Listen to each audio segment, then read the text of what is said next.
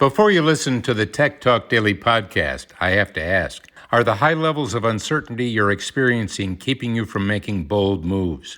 Are you able to clearly see and act on the game-changing opportunities the pandemic has created? I'm Daniel Burris, serial entrepreneur, global technology futurist, and disruptive innovation expert, and right now, you have a choice to make. You can react to problems and disruptions after they happen, or you can learn to accurately anticipate disruptions before they disrupt and identify and pre-solve problems before they happen, giving you the ability to turn disruptive change into your biggest advantage. If you want to take control of your future and make a significant impact now and in the years ahead, join thousands of leaders from around the world by becoming a member of my Anticipatory Leader System, where you'll get the latest insights, processes, tools, and virtual coaching that will give you the certainty and confidence you need to actively shape a better future for you and your organization. Go to techblogwriter.co.uk and click on Daniel Burris. Welcome to the Tech Talks Daily Podcast, where you can learn and be inspired by real-world examples of how technology is transforming businesses and reshaping industries in a language everyone can understand. Here is your host, Neil C. Hughes. Welcome back to the Tech Talks Daily Podcast, where every day I try to steer you away from all those negative headlines, especially around technology, and talk about how tech is actually changing the world for the better, and also sharing the inspirational human stories behind these companies. And today I have Martin McKay, who is the CEO-elect at Belfast-based Texthelp, which is an international education technology company which has been running for over 20 years. And he is an amazing guy that has tracked the industry through decades of change, from when EdTech started as a tool for those with special educational needs or learning a second language, to now as it floods classrooms and schools are designing their remote learning strategies because of those local coronavirus school closures. Now, he founded Texthelp back in 1996 to help people with communication difficulties. And from there, their products are now used in both education and corporate sectors by over 35 million people across Americas, Europe, Middle East, and Australasia. It's an inspirational story, so please buckle up and hold on tight, because I want to beam your ears all the way to Belfast in Ireland so we can speak with Martin McKay, CEO at Texthelp. So a massive warm welcome to the show. Can you tell the listeners a little about who you are and what you do? Hi, Neil. Thank you. Yeah. So my name is Martin McKay, and I'm the CEO of Texthelp. I'm actually one of the founders. I've been here for more than 25 years, and we are a technology company that help people with literacy. A lot of our output is actually educational technology for students who need assistance with English because perhaps they've got dyslexia or they're learning in their second language. And we've also got some assistive math products as well to help with distance learning and math and the digitization of math. We've got about 30, my goodness, it seems crazy, 35 million users now. It's grown really quite rapidly over the past few months, all over the US and Europe and the Middle East and Australia. Predominantly in English-speaking schools, but we do some work outside of English as well. It's incredible. And one of the things I always say at the end of every episode of this podcast is technology works best when it brings people together. And you're just a perfect fit for this show, because I believe, Martin, you founded Texthelp in 1996 to help people with communication difficulties. And now your products are used in both the education and corporate sectors, but like you said, by 35 million people across Americas, Europe, Middle East, and Australasia. But to begin with, can you share your story and what put you on this path? Yeah, it's unusual. I think most people who get into assistive technology have got some personal, driver. And for me, when I was very young, my dad had a stroke, I was, 10, 11, 12, that sort of age. And it was a very formative period of my life. And he was unable to speak and read and communicate. And it just had a profound impact on me. And as I grew up, I decided to think about a career. I really wanted to try to do something to help people with disabilities and help people with communication difficulties. And so I started out making software for people with, motor neuron disease, cerebral palsy, stroke, that sort of thing. And we were selling it, relatively successfully in the UK, mainly to universities, because in those days, universities were kind of at the forefront of accessibility and responding to accessibility legislation. I was talking to a lady in, I think it was Glasgow College of Art, and she told me that, 0.01% of her students had cerebral palsy, but it was an art college and about 15% of her students had dyslexia. And if I could do something for dyslexic kids or dyslexic students, it would really reach a lot more people. And so this predates the internet. You can, if you remember CompuServe, yes. I got CompuServe and started searching. Found out about a guy in Los Angeles who runs a research center into learning difficulties. I reached out to him and I eventually got on a plane and flew over to Pasadena.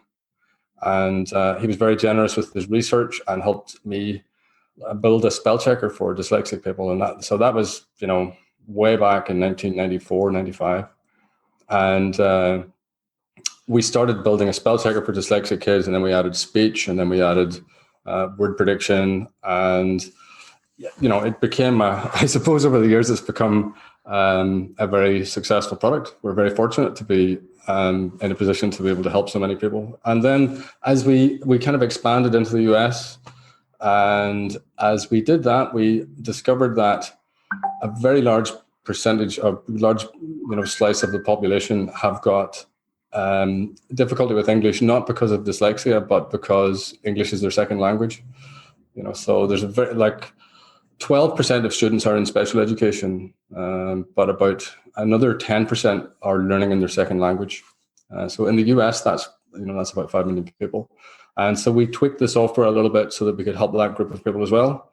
So as well as helping dyslexic kids, we expanded it to help English language learners and kids with limited English proficiency. There's loads of students, for example, who go home from school and they are learning in English, but they go home to a household where everyone speaks Spanish and there are no, adults in the house who speak English. So those kids, when they leave school and go home, they're linguistically isolated and they can't get independent help in the language that they're being educated in. So our software helps that group of people as well.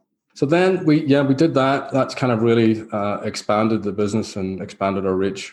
And then we wanted to do the same thing for math or maths. You can tell I've spent a lot of time back and forth to the US. So maths is a language in its own, in the same way that if I were to open up like a Hebrew book or a Cyrillic book and look at it, I couldn't verbalize it. I wouldn't know what sounds those letters and shapes make. And when someone looks at a maths page or math notation for the first time, they experience the same thing. Someone has to teach them how that a superscript 2 is squared and that funny shape is pi or square root. And so we set about trying to do the same thing for maths that our dyslexia or read and write product does for English. And that's been incredibly successful. We've been very lucky there too. We just, when you try to solve a problem for people with disabilities, you end up solving a problem for everyone. It's really interesting. So we've got about 6 million users in our math product now. And our success there is really down to this approach that we take, which is a universal design approach. Let me tell you about this thing because it's really interesting. Sure. So if you walk into a modern building, you can be assured that outside that building there's a ramp, and when you go inside the building and you go to get into the lift, there are going to be little braille bumps on the lift buttons, and that's so that people in wheelchairs and people with visual impairment can freely enter the building and interact the same way as everyone else. And if you go to a TV these days, everything has got subtitles. There's a requirement for all broadcast to have subtitles, and every YouTube video has got subtitles, and that's obviously for people who are deaf. But if you look at a building, if you observe a building with a ramp outside it, the majority of people who use the ramp are hauling a suitcase around or pushing a buggy or a pram. And it's a minority of people who are in a wheelchair, but the building design is better because of the ramp. It's so when you solve for the wheelchair, you enable, the pram and the buggy and the suitcase. And similarly with the subtitles, when you put subtitles on a screen and you help people who can't hear, you also help people in airports who are sitting in a busy airport and they're looking at a screen and they can, see the news, but they can also see the subtitles. And that's the biggest group of subtitles users. So the approach that we've taken to help people with disabilities, you end up kind of unintentionally solving access problems for a much broader group of people. And so that's what we ended up doing with our math product. We tried to solve the problem for people with, motion and dexterity issues, and we ended up making it super easy to make your math digital and enter math into Microsoft Word or Google Docs or your online learning environment. And you can, write your math notation with your finger on your phone, and it'll just appear in a nice, crisp typeset, accessible notation in your documents. So that's been a fun thing to do. Wow. What an inspirational story as well. And I love how it all began. It was in 1996 from a CompuServe account. And when you were talking there, it reminded me of the days where that CompuServe email address was just a series of numbers. Do you remember that?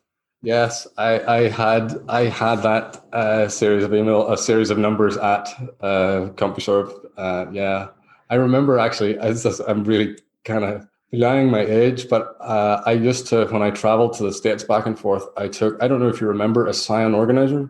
Yes. I had a Cyan organizer with a modem, and I was able to go and plug it into the public payphone in the US and download my emails and get onto CompuServe and then get onto my next meeting. It was, it seems like a world away now, but it was good fun. It was interesting times. Yeah, but here in 2020, so how are Texthelp tackling these problems? Can you possibly walk me through how it all works, just to help everyone listening understand how it could help them too? Well, so different things for different problems, but I think the fundamental thing that we do is really try to keep things simple and just do things that we know that really work. And so people who struggle with literacy, people with dyslexia, and people who have English as a second language, they have difficulty reading. And one of the most important things that we do is just read out loud whatever is on their screen. So, if a teacher sends them a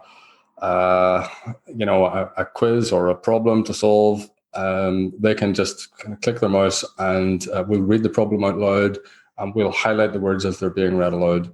And that's the most important thing that we do for people. And then if there's a word that's new, so if you're a young kid and you listen to this sentence being read aloud, but there's a new word for you that you don't understand, you can click on that word and we'll show you a picture of what that word is. So if you click on the word ball, we would show a picture of a ball. Or we'll also display a dictionary definition and read that aloud if that helps. If English is your second language, we'll display a translation of that word in your first language and read it aloud in your first language.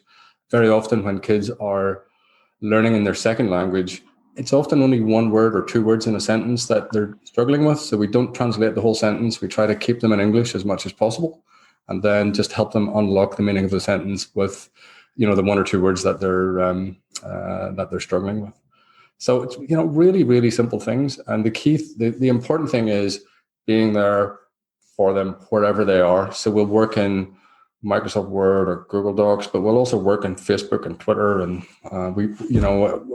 if they have our software, it will work on Windows and Mac and Chromebooks and iPads. And so it's just like what we try to do is be like the Netflix of special education almost, or the Netflix of literacy. Netflix doesn't care whether I watch Netflix on my phone or my iPad or my smart TV.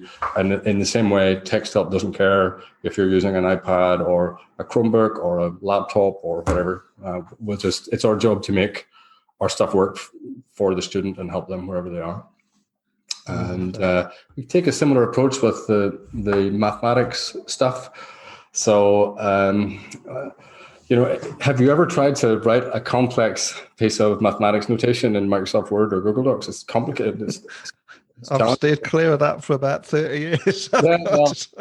So our idea is that it doesn't matter how complex it is, you can enter it with one finger, and you just type what you want to say in plain English. So if you wanted to say, pi squared over theta, you just start typing pi, and then we'll pop up the little pi symbol, and you click it, and then you type in SQ, and we'll show you squared, and you click it, and it'll do the superscript too. So you just type with one finger in plain English, and we'll turn it into math notation. And similarly, if you see that math notation on the screen and you want to hear what it means, a little blue magic button appears beside the math. And I'm going to correct myself and say maths. I spend half my time talking to people in the US, but you press the little blue button and it reads the maths aloud. So it'll say, x squared over theta, or whatever it is that you're looking at, it'll read it aloud. So that really helps. And we also allow people to, handwrite their math using a touchscreen or handwrite their math on a phone. They can even scribble their math down on a page and take a photograph with their phone, and we'll turn it into nice, clean typeset math and put it in their document for them. So lots of just simple assistive things to make it easy first of all, for people to understand what's on the screen, to help them understand whether it's English or maths or whatever, and then to help them express their knowledge and be understood. Those are the two things that Texthelp do. We help people understand whatever's on the screen, and we help them express their knowledge and convey what they know to their teacher or whoever they're trying to communicate with. So it's fun and rewarding to see. When you dyslexic students are often really frustrated. They have a lot of knowledge that they want to express, but they don't want to fail. So they write little short sentences with little small words because that's what they're comfortable spelling. But if you can give them a tool like a good word prediction tool that they can use in a word processor, they start to type about what they want to write about, not what they're afraid to fail with, if you know what I mean. And so tools like that really are expansive, and they can have a profound impact on kids. Their attitude towards learning and schoolwork. We've got kids in the US who absolutely were struggling. One kid in particular was absolutely fighting with his mother, did not want to do his homework because he knew he would get a bad score. It was just like a cycle of, not enjoying school because he would not do well at his homework, and he would get a bad score, and then he wouldn't want to do his homework, and so on. And his mum did some research and found out about us and asked the school for permission for him to use our software to turn in his homework. And it was transformational because he could turn in, instead of poorly spelled, badly written handwriting with short sentences and lots of errors, he was able to turn in nice typeset, like a word processor's document without spelling errors. And it was transformational, and he started to enjoy school and really engage in learning. So it's that unlocking a kind of passion for learning in kids is one of the most rewarding things about it all. Love that. And as someone that's been making a difference using tech to help people with communication difficulties since 1996, I'm curious, how have you seen the evolution of EdTech over the past few decades? Because there's certainly been a big shift in attitudes and mindsets around it. But I'm curious, what have you seen? Yeah, well, so I'm 50, so I've seen it all. I remember when I was at school myself, when I was about 12, a BBC microcomputer showed up in our school. It was our geography teacher, Mr. Kine, who had that computer. And at the very beginning, computers were really just used to teach computing. It's kind of a funny thing. You could learn to program in BASIC, and that was all that they were used for a good while. And then after that, there was a short phase where computers were used to teach typing. I don't know if you remember that phase, but students would just, so it was like it went through teaching computing and then teaching students how to type. And only, relatively recently did people start to use computers for, geography and history and math and all that sort of stuff. But there were a few kind of big revolutions. Computer labs in schools was one revolution, but it was very, it was slow and expensive to implement. And then, about 10 or 15 years ago, the iPad was a real game changer, not just in terms of the form factor and, having a touchscreen and having lots of interesting sensors that could make more innovative learning experiences, But the business model completely changed. So educational software that cost more than $1.50 or £1, was just it just made it seem it made educational technology go through a paradigm shift and become really, really inexpensive. So the devices were quite expensive, but the software dropped in price. And then the more recent, revolutions have been with Chromebooks in education in the US. That's been enormous, and that in turn then has, more recently, education has just kind of moved to the browser. So most schools now have got a learning management system, and kids are perfectly happy to open a browser, and it doesn't matter if it's on Windows or Mac or Chrome or iPad, they can access the learning materials and respond. And I think one of the really interesting things that's happening now is collaboration. So you can have multiple kids working together at the same time on the same PowerPoint presentation or slide deck, or 2 or 3 kids collaborating together on a story. And, they're all working in the same document at the same time. And that really reflects what's happening in the workplace. So as education prepares people for the future, that kind of collaboration side of things is very important. I don't know what's going to happen next. It's changing so quickly, and it's almost gone full circle, because the Raspberry Pi has kids are now able to use a Raspberry Pi in technology class and actually do machine learning on a Raspberry Pi. So it's kind of that little super basic computer without a keyboard or a screen. People are, for a very low cost, for about £30, kids can get a really pretty powerful computer and learn about the fundamentals of how computers work, but go way beyond the basic programming that we were learning about 20 years ago. And they're kind of jumping in at a really sophisticated level, getting involved in machine learning and computer vision and all that sort of cool stuff. It's a fascinating time. It really is. And you're also giving me a few tech flashbacks as well there. You've already took me to CompuServe, and now, as you were talking, you took me back to Mavis Beacon teachers typing on the BBC Micro. Yeah, which I remember fondly. Yeah. But I'm curious, what are the real benefits of EdTech for the broader education industry? Because I think there's so much value there as well, isn't there? Yeah, and I could talk about this for a day. Yeah. If you think about, set aside the UK for a moment and think about, kids around the world. We're very fortunate in the UK to have a modern society with, energy on tap and connectivity and all that sort of stuff. But in remote areas of the world, if kids can get access to YouTube, for example, they can actually teach themselves. So educational technology actually unlocks self-teaching. And that is an absolutely incredible thing. That's going to accelerate, the next billion kids who come online. They're going to learn much, much faster than the first billion kids who went to, convention. Kids who went to school in the 1960s when there was really no technology in the classroom at all, and their only instruction was that one teacher at the front of the room.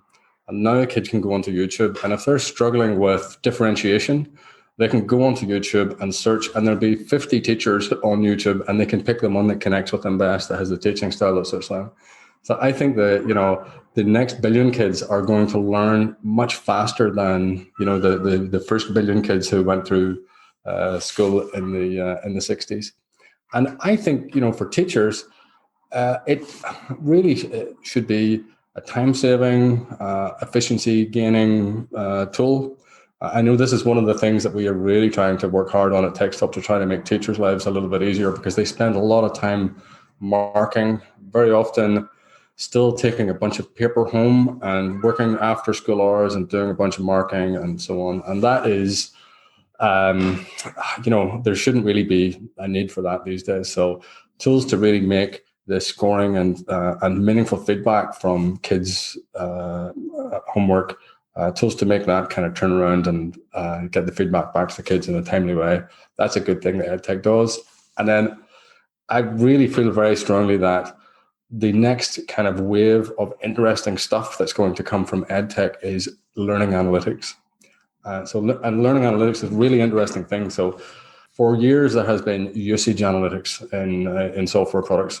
So we can tell how often someone visits a website, what links they click, what pages are the busiest, and so on. And that's usage analytics. But learning analytics is different. That tells us about the learning behaviors of the kid. So how long did they spend reading the content? What was the reading age of the content? If they're writing, how many words did they write? What was their percentage spelling error rate? What was the maturity of their writing? And to gather that data and use it at scale, I think is going to be a really interesting thing. We've been involved with the project in our product. We've got a product called Raiku, which is a writing assessment product. But for the last 2.5 years, we've been collecting samples of writing that have been scored by teachers, all using this consistent scoring framework that we've developed. And we now know for each grade level, for each year group, the characteristics of a kid's writing, how many correct word sequences they'll typically make in a writing session, the maturity of the writing, the vocabulary diversity, lots of different measures around the writing. And so then whenever we see a piece of writing and we know it's from, a year 8 kid, we can immediately tell you how that kid's writing compares to this very large data set of year 8 kids. And we can see how their vocabulary compares, how their vocabulary maturity and diversity and writing accuracy compares to this large national norm data set.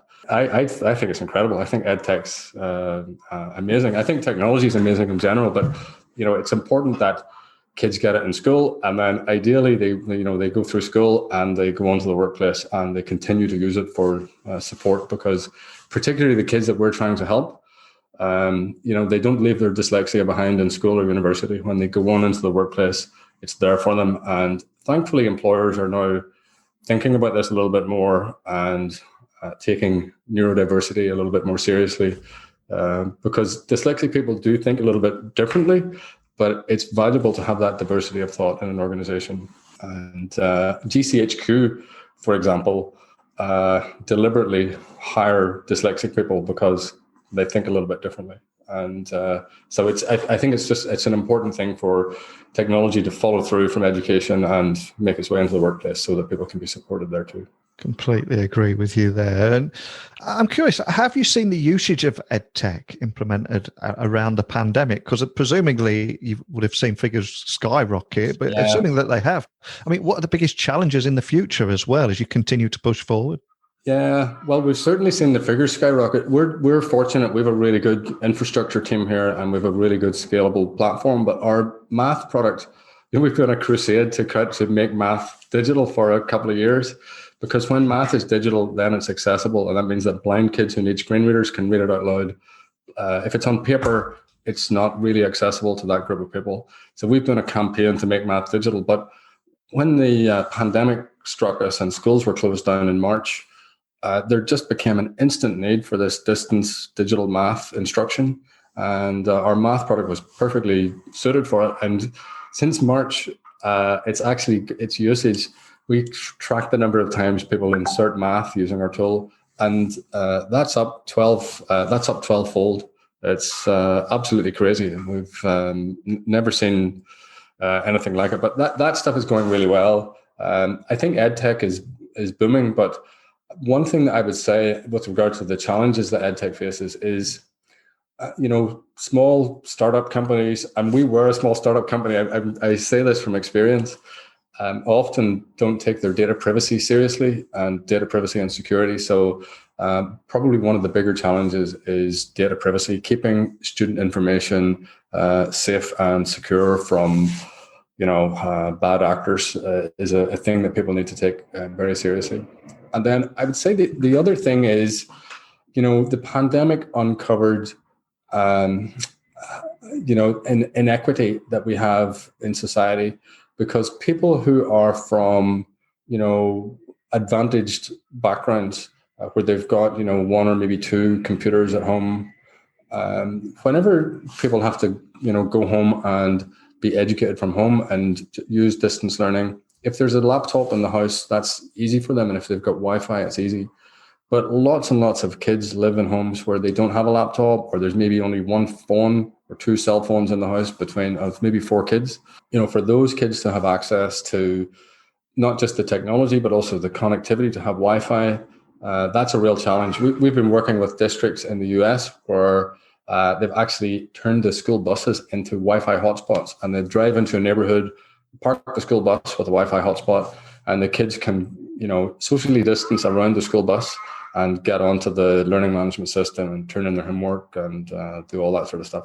That was okay in the summertime, in May, June, but this time around, if schools are closed again, it's going to be a little bit colder in Minnesota, so that may not be practical. But to see that sort of thing happening, I think is it's very good to see. And I think the other thing about another challenge, I think for EdTech is actually proof of efficacy. There's a lot of cool, fun, stuff out there, but we don't really know if it delivers a true educational learning, positive impact. So one of the things that we try to do is make sure that we do track, those learning behaviors, so that we can show that when kids use our stuff, they write more, or their vocabulary maturity improves, or their comprehension improves. And so I think if I was to say anything to like EdTech startups, is get on with it. It's an important job, but as you grow your products and business, think about data privacy and think about efficacy, so that we can prove that the things that we make have a positive impact for kids and for teachers. Absolutely. And one of the things that particularly excites me about EdTech is that move away from a one-size-fits-all approach to education. But do you think the government gets that? And what kind of roles do you think governments all around the world has to play in the EdTech space? Yeah, so that's a really good question. And it's difficult to give a concise response, because I think it's different country by country. Yeah. And it depends really on the sort of structure of the education market as well. In the UK, schools are, 20 years ago or 30 years ago in the UK, schools were managed by their local education authority, and the local education authority set policy and purchased technology for, the whole county sometimes. And, so in those cases, there was an efficiency, of scale. So schools would get a really good deal because the local education authority was buying on behalf of maybe 100 schools. And these days, all of that buying decision-making power has been delegated down to the schools. And that, that's good from the control perspective, but it does mean that schools end up paying more money because they don't get volume discount. So I think that some kind of larger scale, purchasing groups could be very useful for the UK. And I also think that there's absolutely a need in the UK at the government level for a kind of EdTech working group and an EdTech formal policy where the Department of Education should make recommendations about best practice, research-based best practice, so that we can see, for example, and in fact, right now at the moment, there isn't really any good research around how best to teach in a distance learning environment. So for the government to fund some real research into that and find out what practice works best from a distance learning environment, and then get that practice disseminated around schools, and getting that into the curriculum of new teacher colleges, so that as young students who are going to become teachers, as they go through their distance learning, is something that they know how to do and how to do well. Because at the moment we're all stumbling through it and finding what's working, what isn't working. In a conventional classroom, a teacher can just look into the room, and if they see a set of furrowed eyebrows, they know that kid's struggling. And it's really hard to do that from distance learning, particularly if kids are logging into a virtual environment and downloading their homework and trying to hand it back in again.